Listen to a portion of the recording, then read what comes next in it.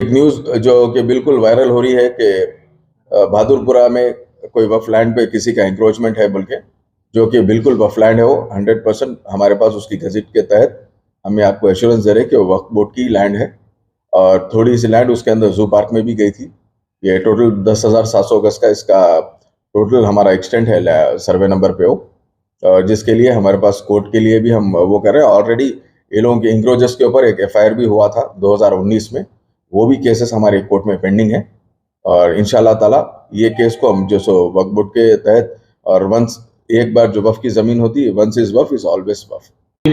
देखिए साहब, वफ की जमीन होती है गरीबों के लिए। उस जमाने में मंशा वफ के तहत गरीबों के लिए सोच के, यतीम असीर के लिए सोच के हमारे बुजुर्ग जो है सो ये जमीना वफ करके गए हैं।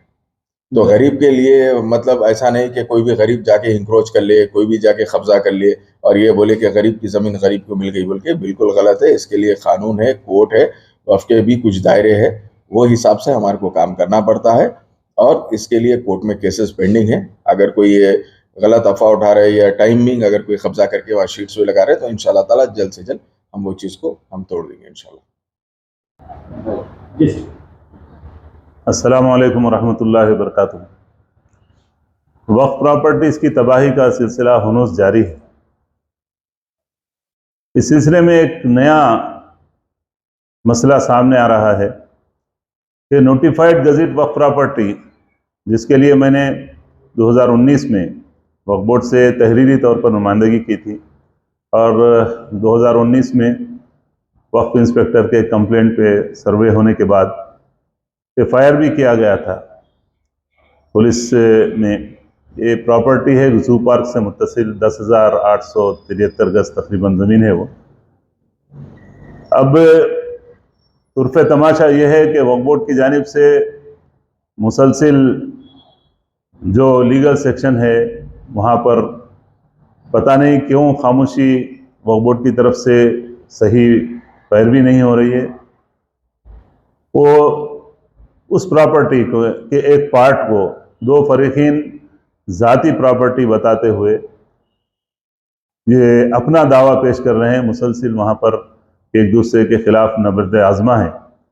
इस मौके पर मैं, चूँकि जैसे ही मुझे मीडिया के ज़रिए से मालूम हुआ, तो मैं तमाम उन भाइयों का जो इस सिलसिले में दिलचस्पी रखते हैं मीडिया के, मैं उनका भी मशकूर हूँ कि उन्होंने इस चीज़ को फिर दोबारा वहाँ पर लैंड ग्रैबिंग हो रही है कि बात सामने आने पर मैं चेयरमैन तेलंगाना स्टेट वक्फ बोर्ड से और वहाँ के तमाम जिम्मेदारान से, बोर्ड मेंबरान से भी मैं गुजारिश करता हूँ कि इस प्रॉपर्टी को, जो प्राइम प्रॉपर्टी है, लबे सड़क प्रॉपर्टी है, 10,800 चिल्लर गज ज़मीन मामूली ज़मीन नहीं है, 2 एकड़ से ज़ायद ये ज़मीन है। इसका तहफ़्फ़ुज़ करें। वहाँ कब्रिस्तान भी है, लोग अपने अपने गोदाम बना लिए।